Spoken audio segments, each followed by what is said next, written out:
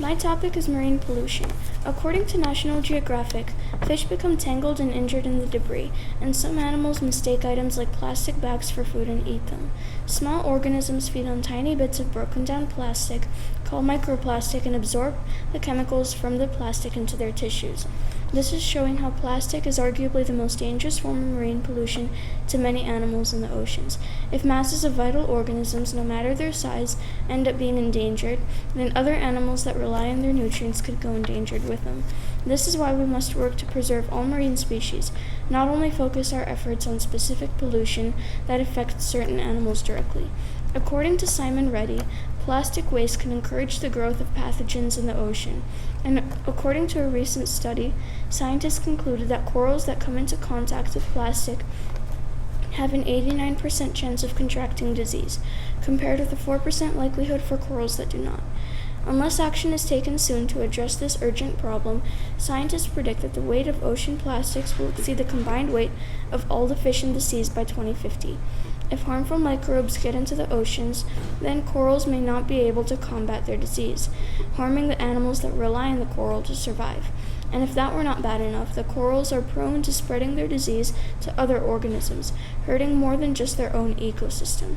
And to think that this entire issue is caused by the plastic that we use is insane and shows even more how we should limit plastic and try solutions to help the marine environments. In addition, according to Seaspiracy, a Netflix documentary on marine pollution, plastic was invading every last corner of the world's seas, with huge floating garbage patches accumulating in the middle of the ocean, like the Great Pacific Garbage Patch. In fact, today, the equivalent of a garbage truckload of plastic is dumped in the sea every single minute, joining the over 150 million tons already floating there.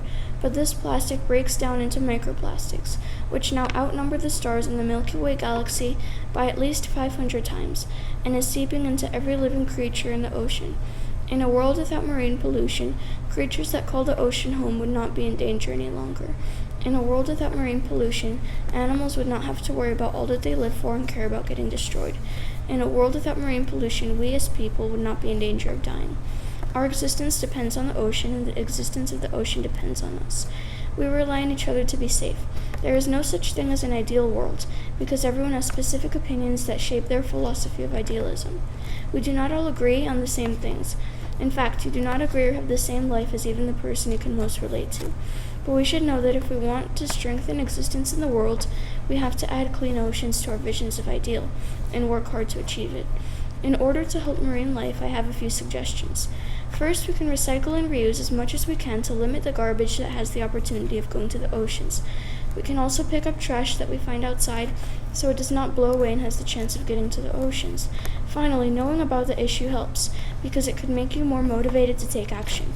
Perhaps you could try posting an article or telling people about the topic, because everybody's help builds up and counts. And maybe if we try this, we can save marine life.